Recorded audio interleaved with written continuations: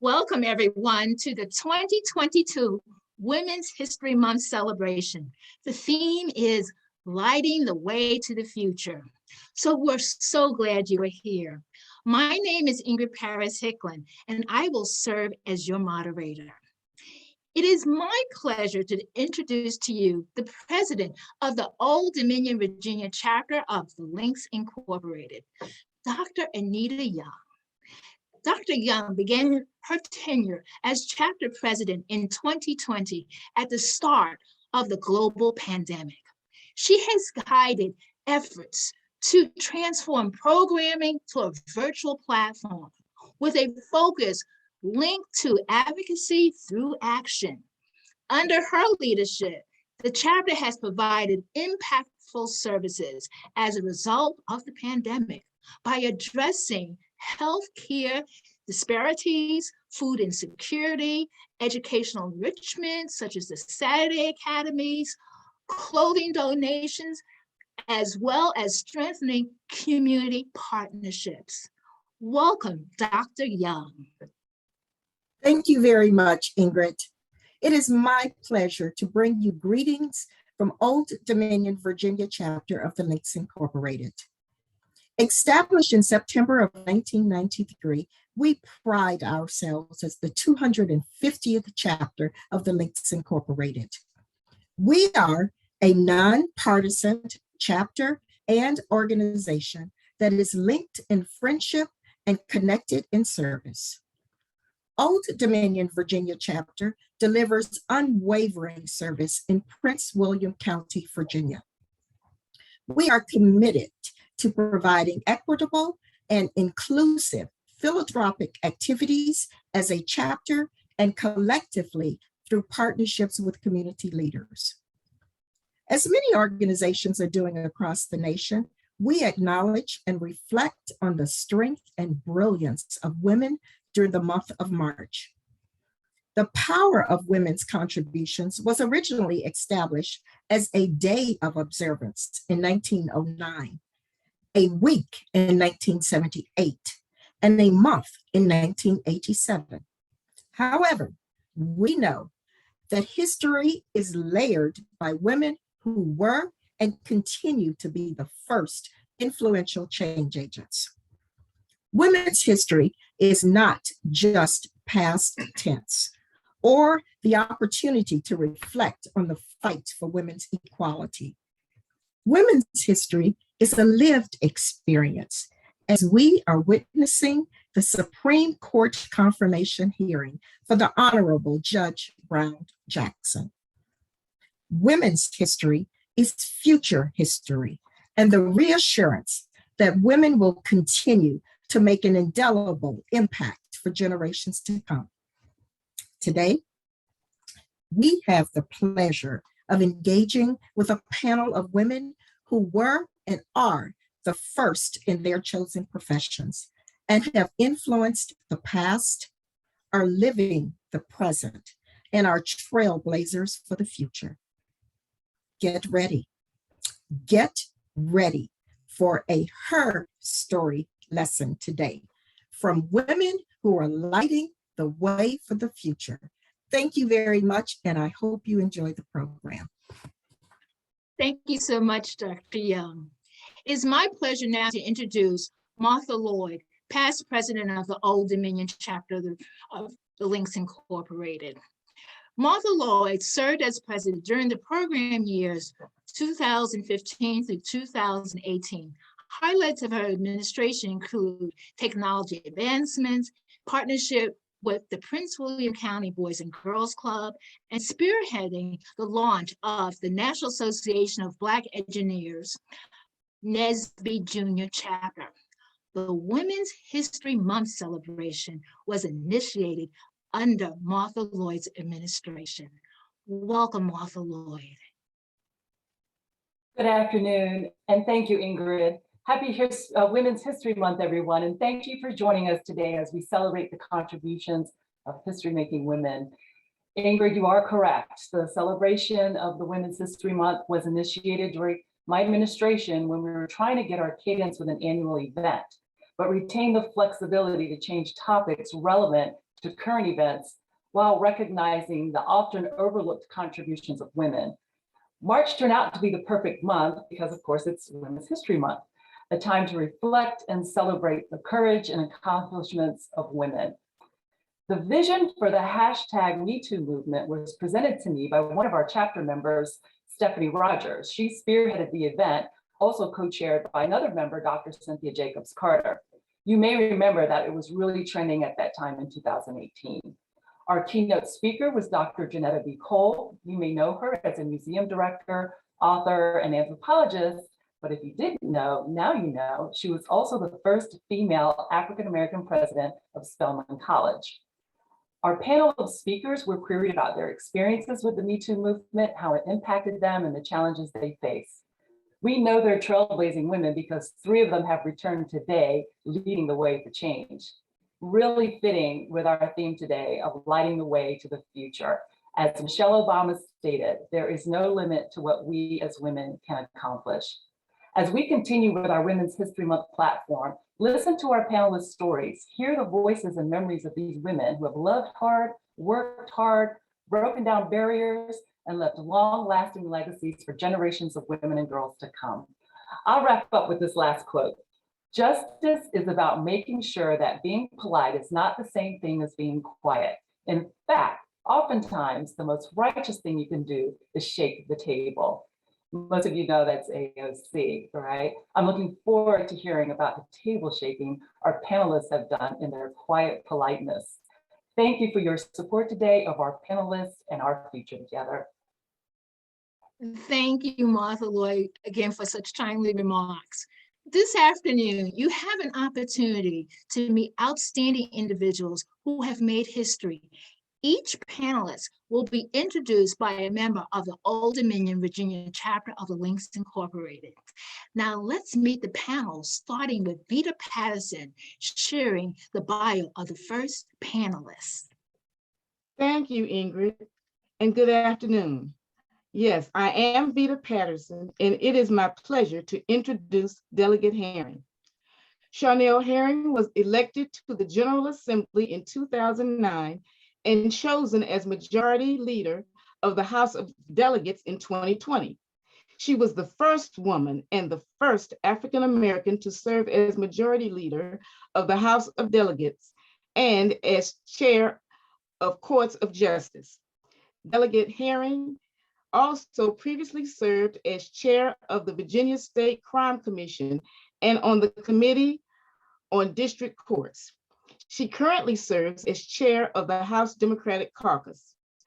Delegate Herring was the patron of legislation to give small businesses a competitive advantage in the state's procurement process and is a longstanding champion for education, receiving numerous awards from the Virginia Education Association.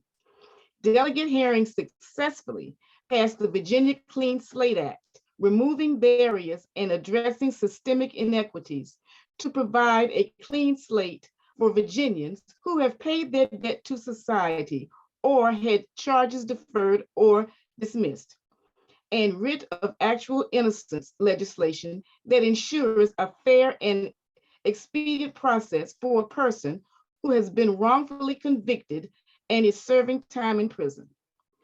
In 2021, Delegate Herring was the patron to legislation legalizing marijuana in the Commonwealth.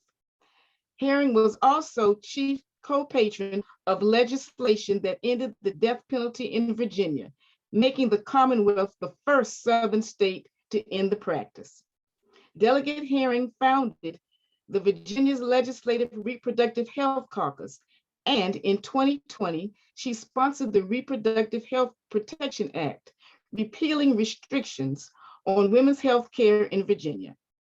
In 2020, Delegate Herring sponsored legislation establishing the Virginia Council on Environmental Justice and the Clean Energy and Community Flood Preparedness Act, which brought Virginia into the Regional Greenhouse Gas Initiative, making it the first Southern state to do so.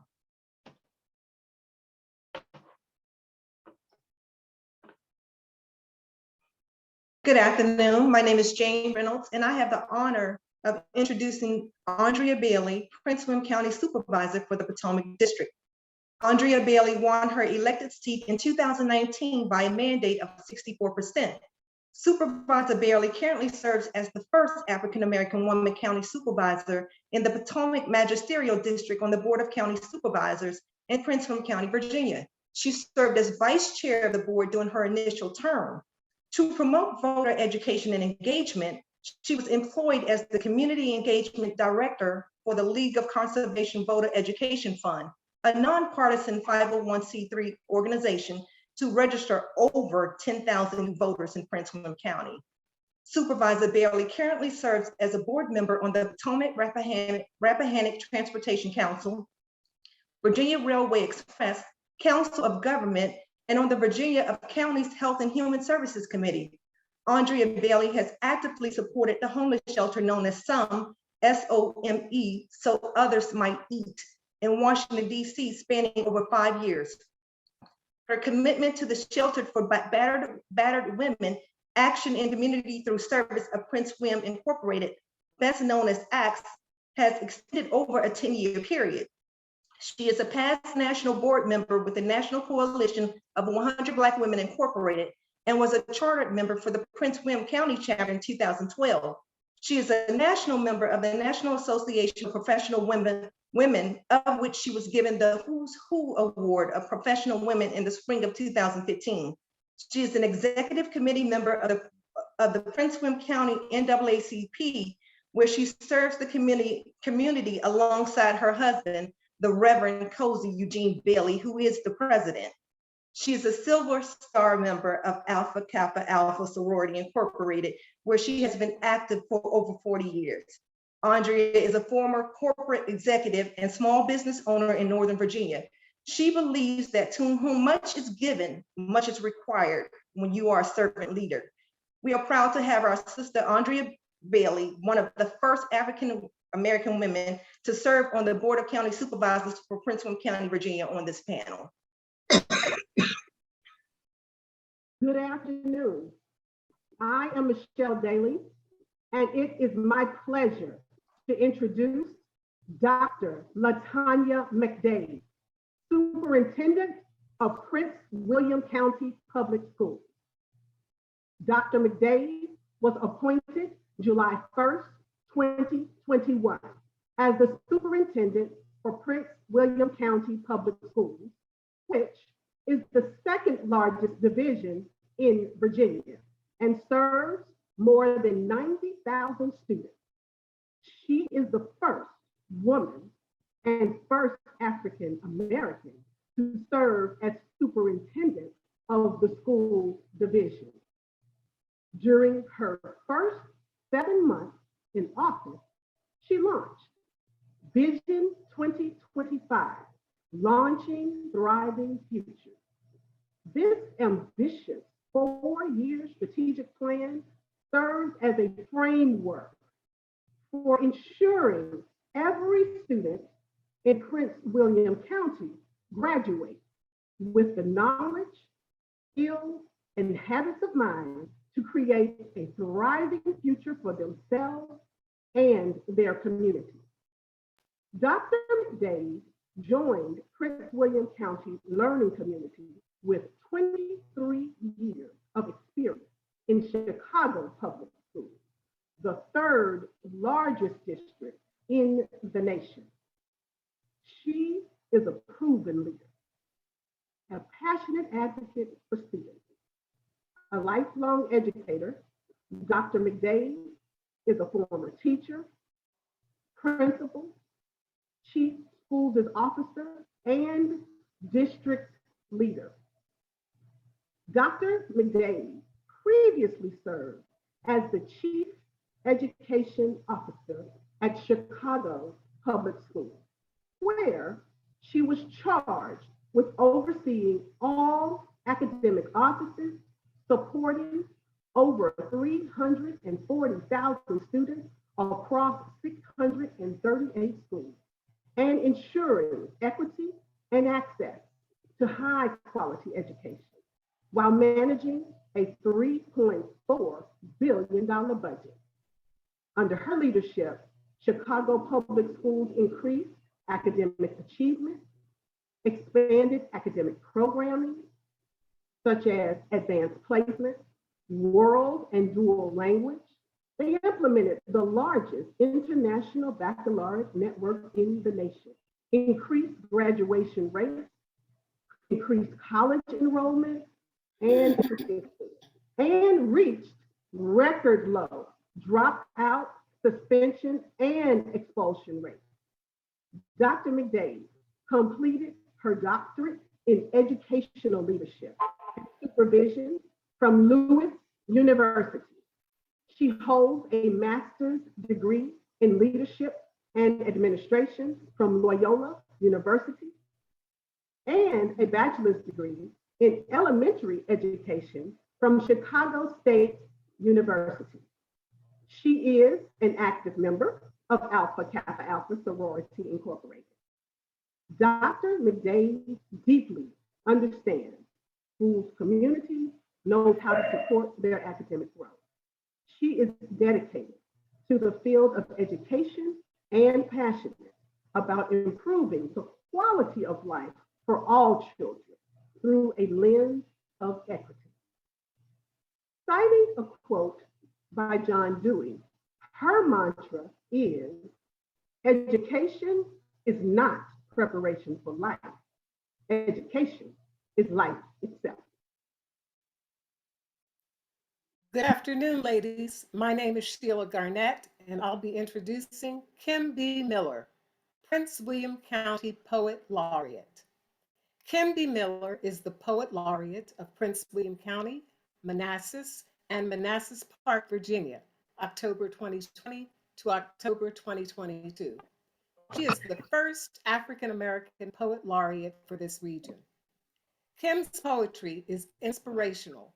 Her words are bold and she is unapologetically blunt. She has performed nationally in person and internationally online. Kim is the author of several books.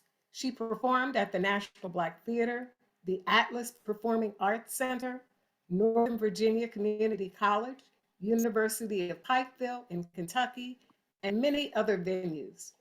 Kim has recently been featured on WTOP 103.5 FM. Kim is an award-winning spoken word poet. She received the 2021 DMV Best Business Award in the category of Arts and Entertainment. She is also the 2021 DMV Renaissance Haikuist of the Year and the 2029 Southern Fried Haiku Champion. Southern Fried Poetry Slam is one of the largest spoken word and performance poetry tournaments in the world.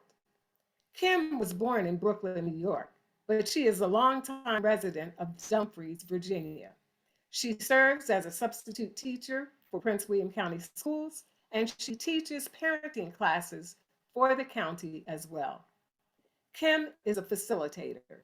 She recently facilitated a seminar at her alma mater, Rochester Institute of Technology, for their 2022 Women's Leadership Summit in New York. Kim is also a facilitator for Poetry Behind Bars.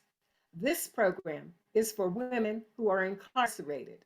She is also a teaching artist for DC Scores, a program for students in elementary, middle, and high schools in DC public schools.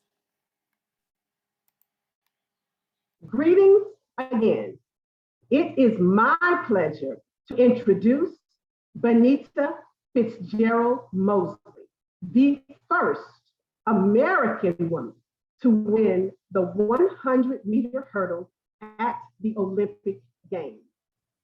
Benita is an Olympic gold medalist and an established international leader in the sports and business sectors. Her illustrious career as a track athlete was capped by winning a gold medal in the 100-meter hurdle at the 1984 Olympic Games in Los Angeles. making her the first American woman to accomplish this feat. Benita currently serves as the Vice President of Community and Impact and President of Fun Play for League App, a youth sports management technology platform. Prior to League App, Benita most recently served as the Chief Executive Officer of Laureus Sport for Good Foundation, USA, from 2016 to 2020, and the Chief Operating Officer for the United States Olympic Committee from 2013 to 2016.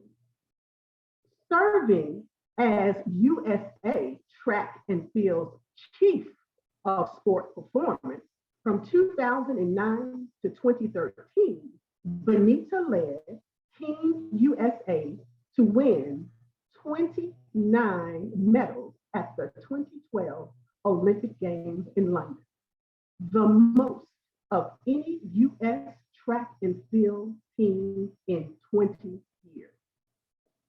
Benita was named Cable TV Executive of the Year by Television Week magazine for her leadership role as President and CEO of Women in Cable Telecommunications for over 8 years. Benita was named a 2019 Notable Woman in Sports by Crain's New York Business, a 2015 Game Changer by the Sports Business Journal, Sports Women of the Century by the Potomac News, and Top Female Sports Figure of the Century from Virginia by Sports Illustrated. Benita also serves on the International Olympic Committee Sports and Active Society Commission, the Board of Special Olympics International, and the U.S. Senate Commission on the State of the Olympic and Paralympics. There is a street, Benita Fitzgerald Drive, named in her honor in Dale City, Virginia, with a school, Fannie W. Fitzgerald Elementary, named for her mother, an educator who helped integrate the Prince William County school system in 1965. Benita and her husband, Ron, and their 2 adult children live in Haymarket, Virginia. Good afternoon. I'm Carol Savage, and it is my pleasure to introduce Michelle Davis Younger, Mayor, City of Manassas. Michelle Davis Younger was sworn in as the new mayor of Manassas on Monday, January 4th, 2021. She became the city's first African-American, first woman, and first Democrat to hold the position. Michelle Davis Younger was first elected as a city councilwoman in 2018. Mayor Davis Younger appointments include Northern Virginia Regional Commission Governance and Personnel Committee, the Governance and Personnel Committee for Northern Virginia Transportation Authority, George Mason SciTech Advisory Board, just to name a few. Michelle Davis Younger owns and operates a human resources consulting firm located in historic downtown Manassas called the One for HR LLC, and has assisted many in the city of Manassas with career coaching and resume writing, as well as businesses with HR compliance, recruiting, and training. She earned her MBA and her bachelor's in business administration from Strayer University. She is a lifelong resident of Manassas. She is a member of the First Baptist Church of Manassas. She and her husband had 2 children who were both educated through the Manassas City Public School System. Please welcome Michelle Davis Younger, Mayor, City of Manassas. And I turn it back to our moderator. Thank you so much, Carol Savage, for that wonderful bio. Now, I know you all are in awe of these wonderful panelists. So let's just dive into our conversation with them. Anticipating that you may have questions for the panelists, we invite you to place your questions in the chat. We will use those questions in the chat to ask our panelists at the end of the panel interview. So here's the first question. What major challenges have you faced in pursuing your career? Delegate Charnel Herring, would you kick this off? Sure, my pleasure, and thank you so much for allowing me to be a part of this and be on such a distinguished panel. Unfortunately, the answer is probably not surprising, and it's racism and sexism. Those are the major challenges that I face. Though something I think as little girls we realize and our mothers tell us that we're going to face throughout our lives, and something that we deal with. Unfortunately, it's just that little extra that we always have to deal with every day. That does not mean that we can't overcome that. And it's just interesting that it happens every day, whether it be whether I have knowledge about a particular issue, dealing with business, for example, with creation of markets for medical marijuana, and understanding the intricacies of creating markets and businesses. And I had to remind people, well, I do have an undergraduate degree in economics. I do know a little bit about this. Or yes, I was a corporate attorney and advise companies on these issues. So that's just the unfortunate thing. And it's always a challenge, but I'm happy to say that we can make a difference as women and as leaders, because when I came to the General Assembly, there are not many women at all. And now the House caucus is now majority women. And I'm glad to say that I was glad to be part of it, and that we invest in women candidates. And that was one of the things I was determined to do when I became caucus chair. And so we had early investments. I was able to be in a position to make sure that we are investing early in women and running, and that we have, of course, a very diverse caucus. And so I'm proud of that. So I it's a challenge, but I always like to meet that challenge and change the people at the table. So thank you. Thank you so much. Wonderful. County Supervisor Andrea Bailey, how would you answer that question? Thank you so much, Madam Moderator, and thank you to the wonderful audience that's joined us today. And I want to thank personally Delegate Herring for being one that has invested in my career tremendously. I think the biggest challenge for me is having to give directives from the dais. I'm being specific, or making a change in a decision that was established 20 or 30 years ago in my community, and being questioned as to whether I had the authority to do so, or being questioned as to did I know the community in which I lived. And so I think oftentimes as African-American women, we are always challenged in that way in our decision making, because it's a way of diminishing who we are. And so that has been a challenge for me. And I've stood up to the challenge by smiling, and most of you know who are here on the screen, I can make a joke out of anything, but smiling and taking on the armor of making decisions and standing and firmly in doing my research before I make the decision or give the directive. And so what that does is that allows those that are challenging me to step back and establish a collaboration rather than an attack. Thank you so much. Dr. McDade, what major challenges have you faced in pursuing your career? I would say similar to Delegate Herring, when you think about some of the structural and societal issues that create inequities and barriers to women like me just getting in the room. When you look at the data that exists right now in education, nearly 80% of the teaching field is female. When you go up the ladder, by the time you get to principal, it drops to 50%. By the time you get to that top spot, the CEO, the superintendent, it's less than a third. And when you disaggregate that data by race, for women of color, it drops down to 11%. Mm-hmm. So the challenge has been, recognizing that I'm worthy, that I have the credentials, that I can do the job, and I deserve to be in the room. Quick short story, a district level leadership role that I was going for in Chicago.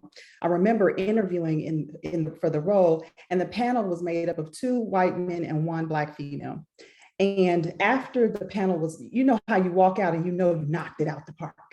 That's how I felt after the interview. And I was amazed to find that after the interview, the 1 female panelist, she called me and she said, LaTanya, they are actually debating as to whether or not you should get the position. She said, now let me tell you something, you were the best interview in the room, but they mistake your passion as aggression. So it's the biases, it's the stereotypes that exist for women, particularly women of color, the notion that I can't be the CEO and still balance my family responsibilities as a woman. It's all of those things that really boil down to creating the inequities that exist to get into that top spot. And so I have to work twice as hard, have 3 times the credentials to be recognized as worthy for the position. And that's the challenge that I have faced in pursuing my career. Wow, thank you so much for that wonderful answer. Now let's pose the same answer to our poet laureate, Kim B. Miller. What are your major challenges you have faced in pursuing your career? Well, mine is very similar to some of what was said, and it's twofold. So for me, it's getting in a position where people understand that poetry is just not roses are red, violets are blue. Poetry is so vast. And when I show up, they're kind of like, huh? Yes. So it's getting over that notion that it has to rhyme. It's getting over that notion that it has to fit into your box of what poetry is. Poetry doesn't have to be all nature and flowers. And when I was given the position of poet laureate, it was not explaining, as the people in the room are so eloquently put, it's that, oh, did she get it because she was Black? No, I got it because I'm a talented performing spoken word poet who's performed all over this nation. That's why I got it. I got it because, et cetera, et cetera, et cetera. We're so used to explaining why we got it. It's second nature. What I decided to do was I'm not explaining why I got nothing. You didn't ask any of the previous poet laureates how they got it. So don't come at me to figure out how I got it. I got it because of my skill and you're just about to hear it. So any more explanations have been eliminated. I don't explain anything. My words will be my explanation. Part 2 of that is because, as my intro tells, I'm unapologetically blunt, and my poetry is that way. And you're going to hear some information you may not want to hear, and I'm the person who's going to give it to you. And I remember one particular point in a poem I did, which is about African-American women, and there's a line in there about Catherine, Mary, Dorothy. So I'll just do that line and briefly go into it. So, I am Catherine, Mary, Dorothy. You probably don't know us. Well, we're hidden figures. Remember that feel-good movie that NASA did? Who knew NASA stood for naturally abolishing sisters' achievements? So I did that at one point, and it's a long ago. So I did that, and someone goes, it is a feel-good movie. I said, you know what was feel good to you? What I saw was STEM being ripped out of Black girls' hands. What I saw was when Black women was sought after only to clean houses, you knew we were the first human computer. You knew we were electronically ingenious. You knew we were engineers. Quiet. All those NASA films, you don't see us at all. So what I do with my poetry is I show people, hey, we've been doing a long time. And I ain't gonna rhyme it, let you hear it. Love it. Thank you so much. Olympian Benita Fitzgerald-Mosley, what major challenges have you faced in pursuing your career? Well, like Kim, it's twofold. One is more, what barriers have women faced in general in the sports world. I have an engineering degree and have worked in the cable industry part-time. I actually worked as an engineer for some time as well, but primarily my career has been in sport on the administrative side, post retirement. Always people say you retire. I retired in my 20s from track and field. And, it's the 50th anniversary of Title IX. 1972, this wonderful law that bans discrimination on the basis of sex in education institutions, and that it, of course, includes girls' sports. And at the time that Title IX was passed, 1 in 27 girls played sports, and now it's 1 in 2.5 girls play high school sports. The challenge still is, though, that only 40% of high school and college athletic opportunities go to girls. And about 10% of sports media covers women's sports. And so, and if you look, like Dr. McDade was saying, if you look at the upper echelons of sports administration, the front office of major leagues and teams, athletic directors, when we passed Title IX back in the early 70s, where there were girls' sports and women's sports at the collegiate level and high school level, middle school, 90-some% of those coaches were women. And now, fast forward 50 years later, only fewer than 50% of coaches of girls' teams are women. And so as women have evolved and gotten more opportunities to play on the playing field, still not equal to our representation in those schools and institutions, more and more of those coaching and administrative jobs have gone to men.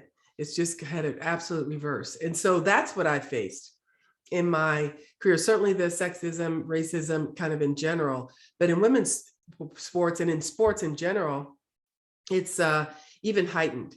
And I'll just use the example of the Final Four and in March Madness.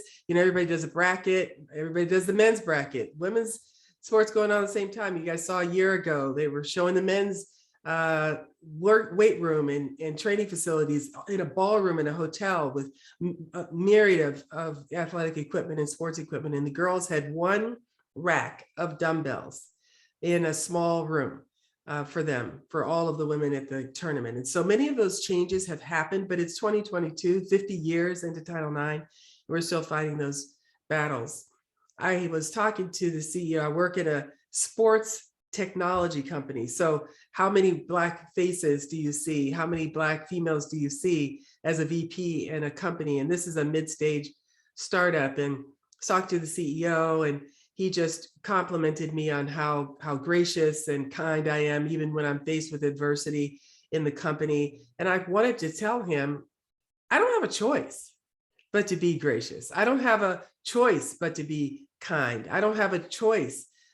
I can't just be in your face and really tell you everything I'm thinking. And so I think certainly I can get my point across. I can advocate for myself and for others, but I don't have the privilege that he does as a white Jewish male to make and say some of the things he does and says. So those are the challenges in aggregate, for women and women athletes, but also for women in kind of the front office of sports organizations. Thank you so much for that wonderful response. We pose the same question to Mayor Michelle Davis Younger. What major challenges have you faced in pursuing your career?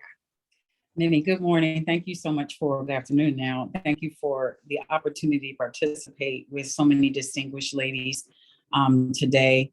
Not taking anything away from what you all have accomplished, but my father nicknamed Manassas the gateway to Dixie. So there you have, the city will be 150 years old in 2023. I was first elected as the first Black woman to council in 2018, perspective. Then 2 years later, going on to mayor. What is she doing? She has only been on council 2 years. What does she know about being a mayor? There's never been a woman mayor in the city of Manassas, much less a Black woman, much less a Democrat. So they call me the trifecta, because I've had to overcome just those simple things alone are difficult enough, but then when you wrap all three of them together. So it is school for me every day. I'm having to teach. I'm having to help folks understand, because we are bold, we are not bitter. We deserve to be where we are. We have worked hard. A lot of times, and what I have found since being in this seat, it is a lot of folks' first time dealing with a woman of color in leadership position. which is sad in itself, but I'm having to school them on this is how we think. When you say that, it makes me feel this way. And believe me, we're majority minority now. More than half are feeling this way because of the way you say things, the way you wrote this. What do you mean you didn't translate that to Spanish? We are the majority. So it's having to take those, just to me, it's simple. And it's just second nature, but it's having to school and say, this is how you do this. And having to show them over and over again, and do it with a smile and not be that bitter, walk that fine line. I have to have those conversations in my mind all the time where my sisters, my white sisters, can walk in the room and I have to have any sort of thought of that I have to walk with that every single day in every single situation. How I come across is huge. And so I have to be friendly and I have to smile and I have to not be the bitter Black woman in the room. And I'm being held to a different standard, being the first woman, looking at my accomplishments or what I'm trying to do. As Supervisor Bailey said, does she have the right to do that? Would you question the man if he was there? Did you question the white man when he wanted to start this initiative or do certain things? Having to prove that, yes, I can do this. I do belong here in this seat. And that is a challenge. It's getting better, and it will get better after 4 years. But having to do that has been the biggest challenge. And also, twofold for me is the lack of knowledge amongst our people and the involvement in local government and having them see, great, wonderful, you got me elected. How come I don't see you in my chambers every second and fourth Monday? It does not stop with just getting me in the seat. You have to help me do well in that seat. And that means showing up, joining boards and commissions, having your voice heard. It's not just, oh yeah, we got her elected the first Black, and you roll out. Be there, show up, get involved, ask questions. The more they see, they shouldn't be taken by surprise when they see a Black person walk into a council meeting. What do they want? Why are they here? It should be the norm. It should be more of that. So those are the two challenges: the stereotypes, educating the masses, having school every day as the mayor. So. And I just love the fact that you're actually giving us homework of what we need to all get involved. Our next question is, what has been the key to your success? Delegate Herring, what has been the key to your success?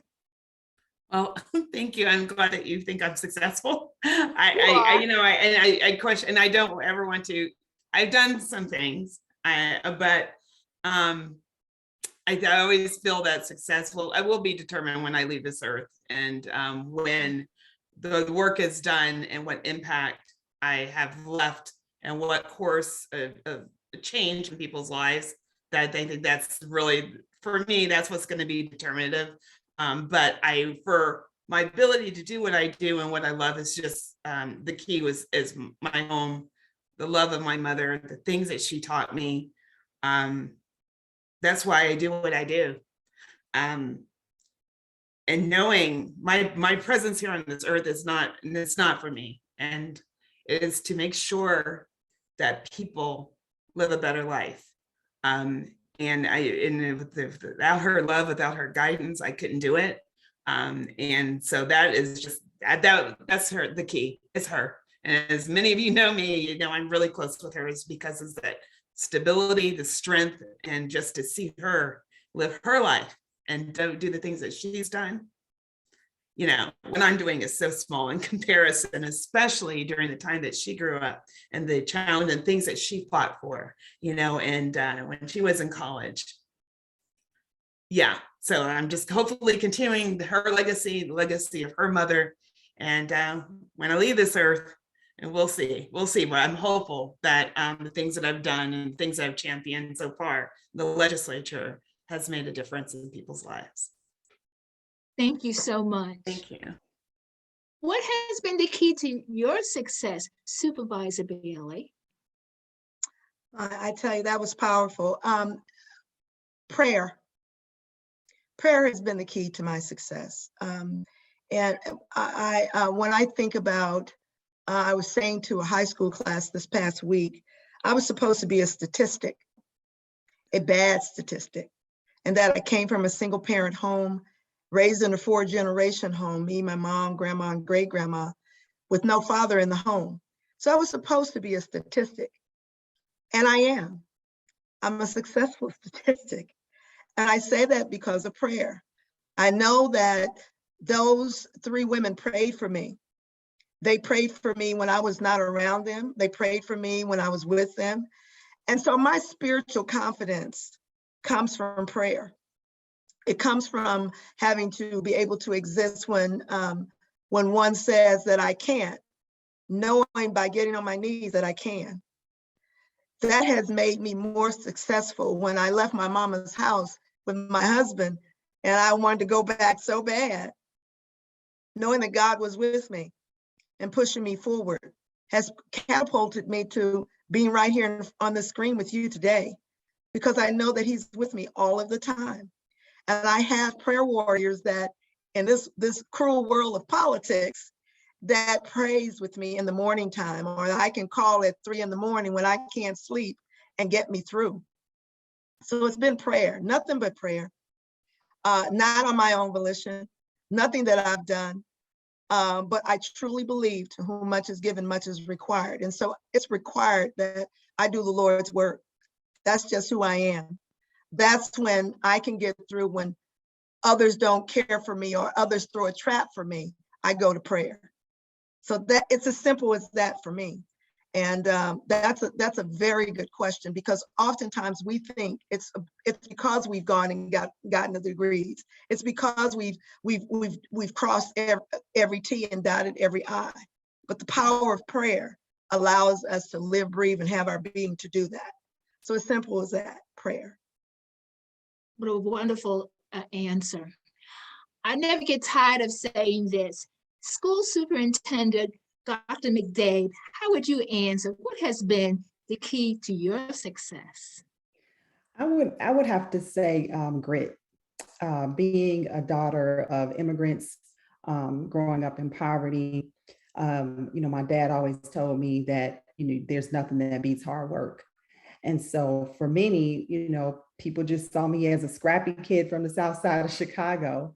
But I'll never forget Tim Noakey's quote, hard work beats talent when talent doesn't work hard. And so I was willing to not just utilize my talents, but I understood that I had to have hard work behind that. And so my work ethic and sheer grit really has been the key to my success in being resilient and overcoming so many challenges by knowing that, I could persevere. Beautiful. And key to success is so important. Let's talk about the key to success from your perspective, Poet Laureate Kimby Miller. Thank you. Of course, I have to agree with my supervisor, Barely. Yes, she is my supervisor. I'm very fortunate. Prayer is number one, definitely. And also to be authentically who I am. What does that mean? Because people say these phrases all the time. I know y'all get sick of the phrases and no substance behind the phrase. So what does that mean? So what that means is, yes, and I'm gonna talk, because poets don't talk the King's English all the time. So you're gonna hear me say something what that means. I said what I said. Anyway, what that means is that you are gonna take a path that may not be on that you're supposed to go. It's because you've never seen someone that looked like you that's been that way. Maybe you've seen someone who looked like you who didn't make it. None of that matters. Walk where you're supposed to go. It may not be on a trail. It may not be familiar. Me being authentic to who I was supposed to be and taking a journey down paths that I was like, how you gonna be writing Japanese poetry and get good at it? You Black. Come on now. I wouldn't be haikuist of the year. You gotta take those things, those paths that are for you, just because you haven't seen it, just because it's not familiar. So the key to my success is to looking beyond where I'm at and seeing where I'm going, seeing where he's sending me. I'm a girl who was born in Brooklyn in the projects, who wasn't a good speller. I'm the poet laureate of Prince William County, Manassas, and Manassas Park, Virginia. Stop limiting yourself from where you started, what you're not good at. So-and-so said, mama this, dad this, cousin this, ex-husband, ex-girl. They don't speak for you. Too many voices running in your head. Erase those voices, get your purpose focused. Success comes when you focus on you, not what you're not gonna be, what you're going to be. And then even if no one else is going to do it, say, guess what? The first one is heading your way. I hope you all have your pens out like I do, because I'm just jotting down what each of these speakers are sharing with us.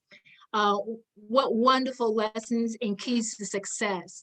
I'd like to get that answer of keys to your success from our Olympian, Benita Fitzgerald Mosley. So I was thinking when Charnel was talking about my wonderful mom, I got to speak about her this morning. The Prince William County Historical Society did a session and wanted to know about the Courageous Four, the 4 women who helped to desegregate Prince William County schools, and my mother is one of them.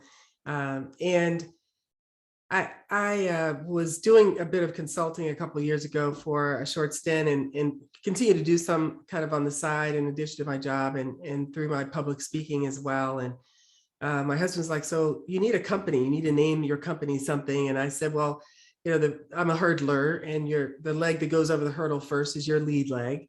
And I said, well, I really believe in leadership and legacy. So lead, leg, leadership and legacy. And because my parents really instilled that in me. My mom, for certain, in her leadership, in courage that she exhibited in taking on the challenge of being one of 4 Black teachers to go into 4 different all-white schools and all-white faculties in the mid-60s, to this great experiment that Prince William County used them for, to dip their toe in the water of integration in the public school system. And the leadership that she and my dad both showed in their roles as educators and leaders in the community, you know, from the Lions and Lionesses Club to the board of Northern Virginia Community College, to read aloud programs that my mom established, to the dozens and hundreds, quite frankly, and thousands of students that they taught and counseled. The legacy that they left for myself and for my sister, for my husband and brother-in-law, for our children, for every child they taught and every administrator and teacher they taught with, lives on long beyond, you know, their time on this earth. And so for me, being a strong leader is not only a key to my success, but it's my legacy from my parents and my grandparents. My grandfather, Isaiah Emmanuel Wilkinson, was a Baptist preacher, but also a civil rights activist in Amelia, Virginia, and the surrounding areas, advocated to get high schools for his children. He had 11, the bottom 4 or 5 actually got to go to that high school and then on to college. And so that legacy lives through me and hopefully through my children. And so leadership and legacy, I think, are the 2 keys. Thank you so much for that beautiful answer. Now, Mayor Michelle Davis-Younger, what has been the key to your success? Same as these wonderful ladies. My parents, I'm a PK, so I was always taught you help no matter what. You don't judge. You meet people where they are. And I've taken it a step further to make sure that I leave people better than when I found them. It is my responsibility to pull the best out of everybody that I meet. Everybody's at different levels. And when you're dealing, as I do with Mary, you have 6 council members, that's 6 different personalities, 6 different strengths, 6 different weaknesses. And I've got to try to pull out the best out of every one of them so we can get our goals accomplished. I have to give credit to my success for my parents. They are lifelong residents of the city of Manassas. And I love telling the story because where City Hall is, just half a mile down the street, my mother scrubbed the floors of all the homes, if you know Manassas, on Grant Avenue. Being told as she's on the floor scrubbing, people standing over her, You're never gonna be nothing. This is your life. Your kids ain't ever gonna be nothing. And a half mile down the street, their daughter is now the mayor. The ability to hear that and not take that in and not be bitter again and not be hateful. Most of their siblings left. All of my father's siblings left and went to DC. My parents stayed. The segregation, the hatred because of their skin color. I sit across from a door and look out of my office every day at a door that they had to go in a separate entrance. That's right outside of City Hall today. There are places in Old Town where they had to walk in the side door. That is the key to my success. When I feel like I'm not making a difference, I think about that. That's what I think about. They stuck in there, and there is nothing that bad that I'm going to have to do as bad as that, as what they went through. I have to give them credit. People say, you know, and I'm just so glad that they're alive to see the moment now. My father is 88, my mother is 83, and they live with me. And so it's like having toddlers in my home. It does go full circle for those of you who don't know, Chanel, and you know, but they are the keys to the success, and teaching that you lift as you climb. And that's so important for us to do, and why you're elevated to the levels you are, not to forget, but lift as you climb.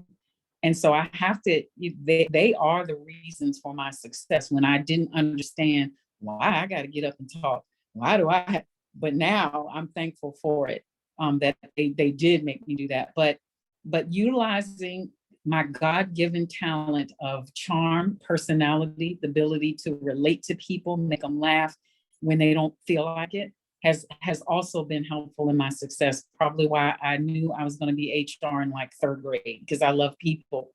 And so it's parlayed so well into the position that I am in now. It pays off well, but definitely seeing my parents live through what they lived through in the same place that now their daughter is the mayor, that speaks volumes of how you stick in there no matter what. So I don't know about everybody else, but I know that you just gave me chills. And it gives you chills, and you just have to reflect, you know, about this blessing. And thank you, Mayor Younger, for that beautiful answer. All of you have given such beautiful answers. We're going to try to squeeze 2 more questions in before we go to the questions to the audience. But I don't like to cut you off, because it was wonderful and you're just giving such words of wisdom. So the next question is, how has your experience prepared you for the role, for your current role? I mean, you've had a lot of different experiences. So what's your experience that you say, you know, I went through this, I went through that? Let's ask Delegate Herring. How would you answer that question? Right. And I think it's a matter of 2 things. First, being an Army brat. So that experience of having to find anew, right? And move very frequently and assess, right? And so I'm used to going into a room or a situation and seeing where people are, knowing I can sort of tell quickly who's having a bad day, who's having a good day, and sense people, and you know, if people are having problems, I can sense it quickly, which has been helpful. And then also just my life experience, having been homeless when I was 16, having to live in a shelter, that experience. I mean, and if someone mentioned, you know, having to go through something and stuff as that, you know, that I think is what motivates me to keep doing what I'm doing, to make sure that, you know, that others have it, you know, easier. You know, being in high school at that time was tough. But, you know, there are programs and there are things that, you know, I continue to fight for to make sure that children have the proper funding when it comes to rapid rehousing programs, when it comes to education programs, tutoring programs, and supporting budget amendments that will make sure that we are actually helping kids who have, you know, with the COVID crisis and who have fallen a little behind in their education. So little things like that. Those experiences have sort of formulated into who I am and what I do. Beautiful. So we'll pose the same question to Supervisor Andrea Bailey. How has your experience prepared you for your current role? Thank you so much. I think about this often, and I'm going to segue to something that the mayor just said about really utilizing her work experience for what she's doing. And I just want to just kind of take you on a quick path. I'm a granddaughter of the help. And so my grandmother, I can identify so closely with what the mayor said. My grandmother was nursed Anheuser-Busch's kids. And so she taught me how not to be prejudiced. Hear what I'm saying? She taught me how to just embrace people no matter what. And being an inner city kid, growing up in the inner city, lots of diversity, generational diversity, and skin color diversity. Being a military spouse, nationally and internationally, just being introduced to the world at your feet and not understanding why. Being a corporate citizen, managing budgets and personalities, as the mayor has said, and not understanding is, the essentiality of that, and moving and being a small business owner in my community and getting business readily because the community knew me as a church lady in my community. So a culmination of all of that really prepared me for what I'm doing today as the elected and serving my community. And it prepared me because people, when I listened to Jane reading my bio, it is an accomplishment to be able to win something at 64% in what we do. But that 64% is the accountability to the people. And so all of that has gotten me to this 64% in serving, being a servant leader in my community. And so I really believe that, and when my husband retired from the military, he said, go west and find a house in the community. I went as far east. That's what I knew being in the military. And so I landed in the community that I serve. So for me, that's God's intentionality for bringing me to a point where he could use me to serve the people in Prince William County. And so I think it's been a combination of that and not knowing where I'm going to land, just trusting the process to get me to where I am today in my servant leadership. Thank you for that wonderful answer. School Superintendent Dr. McDade, how has your experiences prepared you for your current role? I think looking back at, even what was read in my bio, the 23 years of experience in education, starting as a teacher in the classroom, understanding that that's where the magic happens in the classroom and respecting that. And then going through various district level leadership roles are some of the experiences that prepared me. But I would also add to that, leading in Chicago, being the third largest school division in the nation, and then coming to Prince William County, which is the second largest, definitely prepared me with experiences that, of course, I never knew I would face. Education has never been more politicized and more polarizing than it is today. And I would have to say, as I think back on my experience of working in a school district where the board was appointed by the mayor and the whole school system was under mayoral control in the city of Chicago, which is a machine for politics, it definitely garnered me some political prowess to be able to deal with some of the politics that we're dealing with right now that we shouldn't be dealing with in education. But sometimes God knows what's ahead and prepares you for that. And then I think the second part of that is also being in a division where the budget that I managed was $3.4 billion, helped me to really have the business acumen to come into the role as the superintendent and be able to oversee our budget, our operations with fiscal integrity and responsibility, and really understanding what it takes to be a CEO. So I do believe that those experiences that I've had have prepared me to be able to do this job. But I think the number one experience that has prepared me to be the superintendent in Prince William County is being a mother. And understanding what I want for my children is what every parent wants for their child. And so I approach, everything that I do and every decision that I make in this role as superintendent, first from the lens of being a mom. And I always say to myself, if it's not good enough for Jonathan and Malik, it's not good enough for anybody's child. And so my number one goal is to make sure as the superintendent that we are providing students with equity and excellence, because excellence in education is their fundamental right. And so it is our job to make sure that they are accessing a high quality education that's going to position them for success, for them to be able to have rewarding careers and a fulfilling life, to experience economic mobility. All of the things that I want for my two young men is what I want for every single student in this county, regardless of their race, regardless of their country of origin, regardless of their social economic status. Education is their fundamental right, and intelligence is their birthright.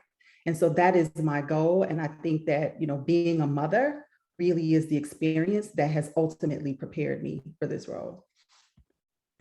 Thank you for that beautiful answer. I mean, I know everyone is going and cheering and saying, yes, yes, yes, yes, that's what it is. And really, when you think about it, it's that simple. Isn't that beautiful? Thank you. Olympian Benita Fitzgerald Mosley, how would you answer that question? I look back on my career, and I'm working for a sports technology platform called League Apps. I'm vice president of community and impact. So I oversee kind of the professional community of youth sports organizers, but also all the social impact activities that we do in the context of a technology company. So first and foremost, I'm an engineer by degree. So it gives me some kind of insight and background on the technology side.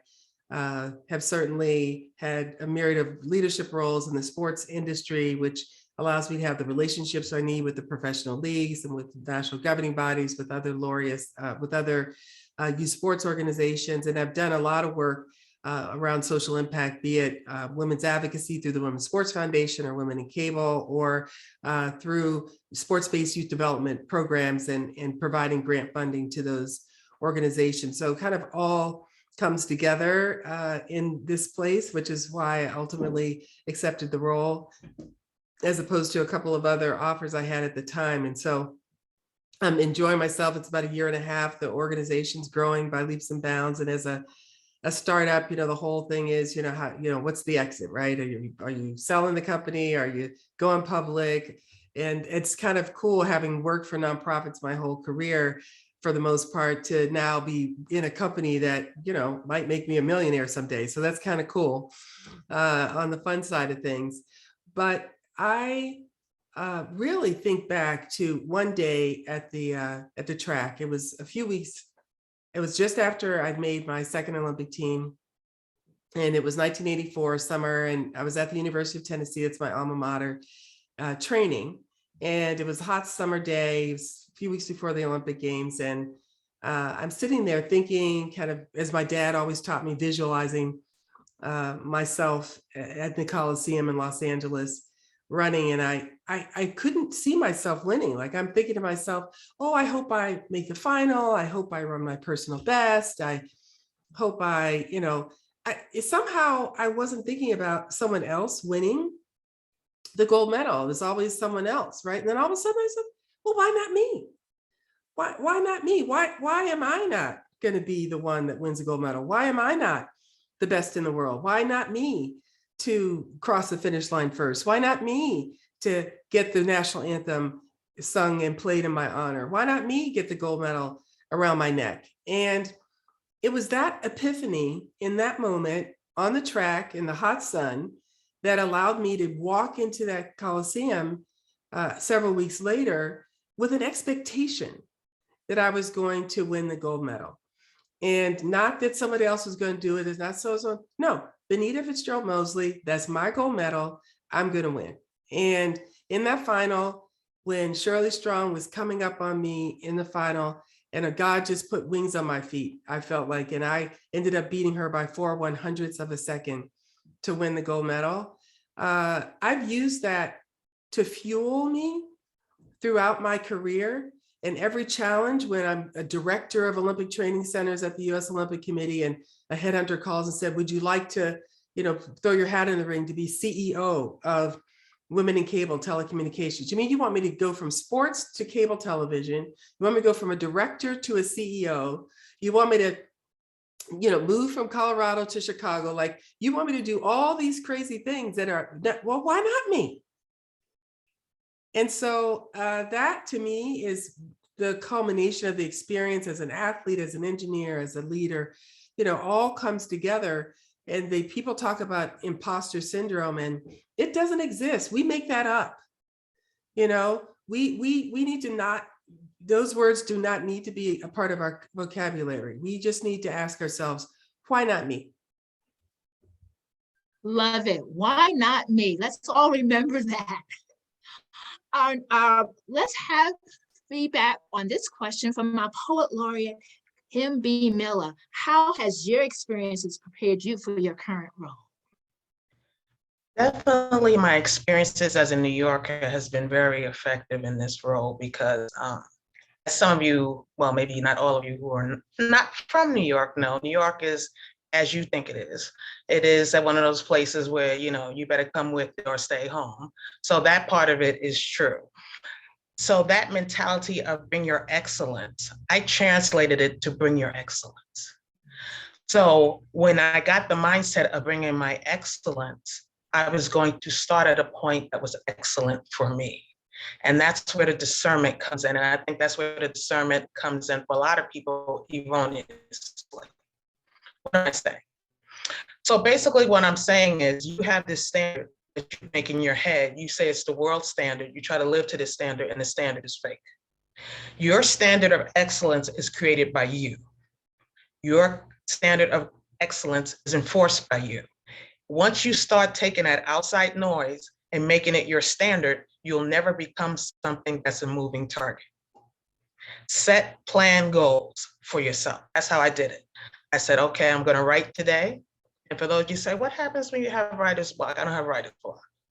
You say, oh, that sounds awfully confident. It's not awfully confident. I just happen not to have it. I choose not to write it sometimes. If I am not confident in writing in this subject, go write on another one. It's all you label it. You actually have writer's block, or you having problem writing on this subject. Switch the subject. Your pen will flow in the subject you need to go in. But you're so focused on writing on this beautiful soliloquy that's waiting to pour out of you won't come out because you're stuck on writing on this. Let your brain and your pen take you where it needs to go. And you're gonna go places that may not be familiar. There's places I went, I was like, really? Is this for me? Is this really what I'm supposed to be doing? Experience is experience. And we as African Americans, especially people of color in general, are so big on justing ourselves. If I could get us to remove the word just, I'm just a, you ain't just nothing. You are, I'm just a mom. Really? So you are an organizer who juggles many tasks at the same time, all while keeping your household functioning? That's not just nothing. That's CEO territory under the title of motherhood. So I'm gonna get y'all to stop saying just, and I'm gonna do a little. See, we try to dumb down what we do so that other people won't say, well, you're trying to be all that. I'm gonna just do this little poem. I'm gonna do this little thing. I'm just a little super, you ain't little nothing. So don't let anybody diminish what you're doing, and stop diminishing yourself so that the other person feels less comfortable and feels like you being all this powerful and all overpowering. I am what I am. I said what I am. If you're a supervisor, you're the mayor, you're the doctor, you're the, whatever you are, I am such and such, unapologetically so. We have to stop to get in that position of apology. We don't even realize we're doing it. We introduce ourselves with an apology. introduce ourselves like we're not supposed to be here. We introduce ourselves, well, let me just say it to me. I'm saying it the way I feel comfortable. And the more I say it the way I feel comfortable, the more you'll get comfortable with it. The more you'll get comfortable with me saying who I am the way I say it.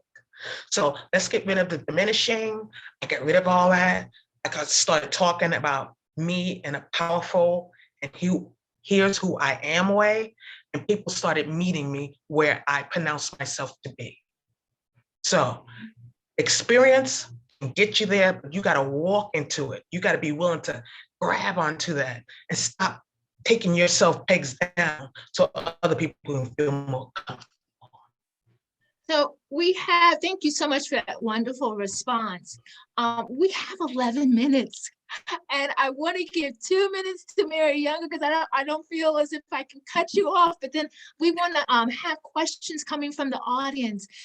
Mayor Younger, do you have a couple words that you'd like to share with us before we jump into those questions? Well, just going back to the how the experiences have helped, and I won't be long, not much left to say, but I love this question because it set up and reminded me all the years ago being the single mom and being transparent about what you've gone through, because people judge you on your current chapter. Y'all know that. They don't know the book that it is. And so looking at, oh, you're mayor now, but you don't know that I was the single mom for 9 years. You don't know what I've been through. You don't know I've been bankrupt, broke, busted, and disgusted, but I worked and I went and I pushed myself to get where I am. So life, and people in the city of Manassas, and that's what I know and that's what I talk about, they wanted someone that they could relate to. I relate to being that single mom. I relate to that lady who's running, who said she had to walk around the grocery store with a calculator because she only had $35 to feed her and her son. That's what people wanted, and that's what they elected. So my life experiences, certainly not ashamed of them at all. Thankful for everyone. I asked the question when it was happening, why am I going through this? And now I know. Everything that happens in your life is a lesson or a blessing, sometimes both. You don't throw people away. They came into your life for a reason, to teach you something, to learn, but you got to learn how to cut off the folks that are not helping you, and you move on. But it was always a lesson there. So all the things that I have been through have gone into, my experiences have prepared me for this, and there is no doubt. I wondered why at the time, and now I know for sure. Love it. Michelle Daly, questions from the audience. Ingrid, I'm monitoring the chat, and we definitely have a lot of powerful comments. No questions at the moment. Oh, you know what? Job well done, everyone. So that gives me one opportunity to ask one more question that we're going to try to get people to answer. And if you could give me a short one, here's the question, everyone. What are your words of inspiration for our viewers? Let's have someone jump right in. Delegate Herring, what's your words of inspiration? Oh my goodness. Just continue to be true to yourself and all of our foremothers who came before us. And just when times are getting a little rough, and they always do, at least once a week, just remember them. And I think that the power of them and their spirits will fuel you and it will help you keep going. So those are my words. Oh, that's so beautiful. Supervisor Andrea Bailey, what are your words of inspiration? My words of inspiration is remember this moment right now for such a time as this while we're on the screen, and lift each other, empower each other, never tear down each other. Remember the words of Madeleine Albright. I'm not going to say anything else. Oprah says, surround yourself with people that lift you. So lift each other, and empower each other.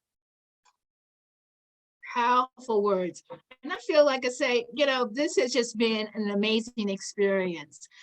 Let's pose the same question to School Superintendent Dr. LaTanya McDade. I would say number one is know your worth. Too often, as African-American women, as I talked about the fewer and fewer African-American women in those top spots in the CEO, at the superintendent role, when we get there, we're just happy to be here, right? You deserve to be there. So know your worth. Demand from others what they demand from you. Make sure that you don't settle for less. And I'm all about, especially Black women, having some letters behind their names. Prepare for the job you want, not the job that you have.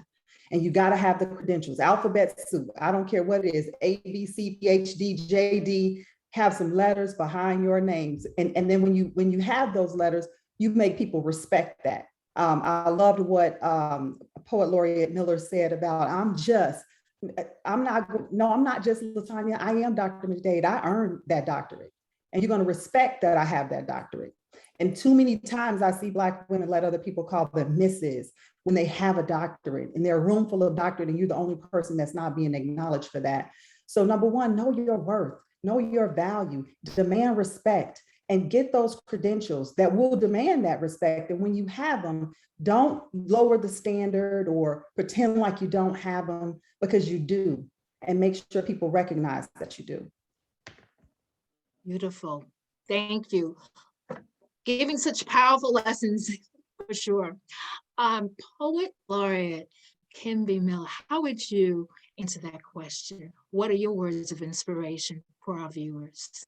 Thank you so much. I'm going to give you 3 short haikus. For those you don't know what haikus are, it's 2 short poems, 3 lines.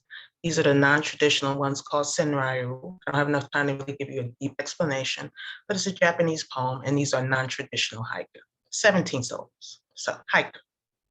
Strong women are not unbreakable. We just know you ain't the hammer. Haiku. It's okay to be scared. Do it anyway. Scared people succeed too. And lastly, haiku. They thought they broke us, but we're a glow stick. They just exposed our light. Keep shining. Okay. As they say, did you just drop the mic? Because that's something else. Let's go to our Olympian, Benita Fitzgerald Mosley.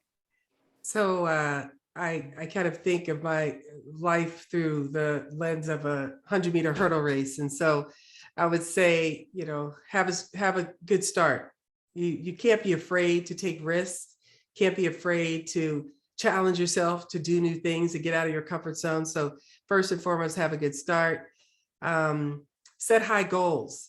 You don't want to shrink yourself down. You want to challenge yourself to do more, to do better, to keep on moving, to achieve and track and field what we call a personal best. So set high goals. I'm a hurdler, so you want to power through obstacles. We're all going to face obstacles. The hurdles are going to get in our way. Sometimes mountains seem like we have to climb, but we have to go around them, under them, break through them in some way. And sometimes you're going to fall. You got to pick yourself back up and go again. And last but not least, have a strong finish. Sometimes we come just short of our goal. And I see track runners do it all the time. My daughter is running now. She's a senior in high school. My son's a senior in college. And so she's running. She's at a track meet as we speak. And they'll get to the finish line about 10 meters away. And they'll just start jogging. They say, I'm almost, they're not jogging, but they kind of straighten up. And right at the end, someone has been trying to catch them the whole way long, and they just pass them right at the finish line because they didn't run through the finish line. So have a strong finish, run through the finish line. You're not done, till you're done. It's not over till it's over. Okay, so you dropped the mic too. Have a strong finish. I love it. Power through. Our last comment will be given by Mayor Michelle Davis Younger. I will keep it short and sweet. What I have picked up recently in inspiring my young ladies who come through the My Mayor Looks Like Me program. You are Black, but you are bold and not bitter. You've heard me say that a couple times today, but I have to consistently remind my young women and my more seasoned women, eagles don't scrap with chickens. And somebody had to remind me of that. Like, why are you even down there with that when you are so much further and better than that?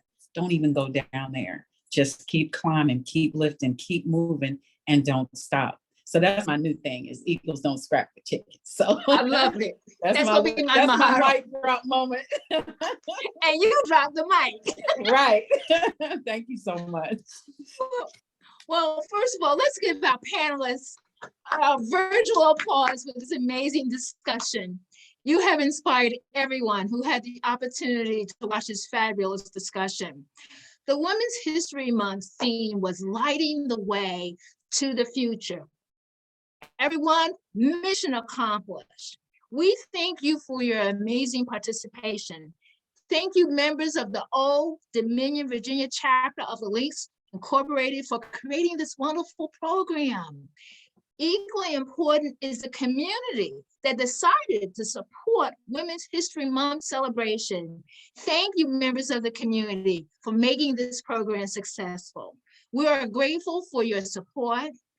When they see one of us, they see all of us succeeding. Together, we are lighting the way to the future. Have a wonderful afternoon, and thank you for blessing us with your attendance. Goodbye for now.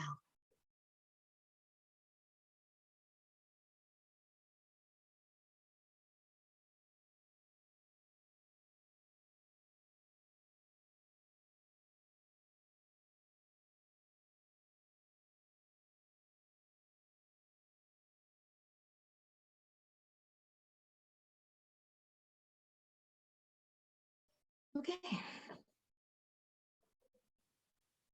Well, great Good job, Ingrid. everybody. Yes, indeed. What A lot of the fun. panelists are gone, but it was It great. was It was very amazing. That I was don't want to leave. I don't want to leave. I want to stay.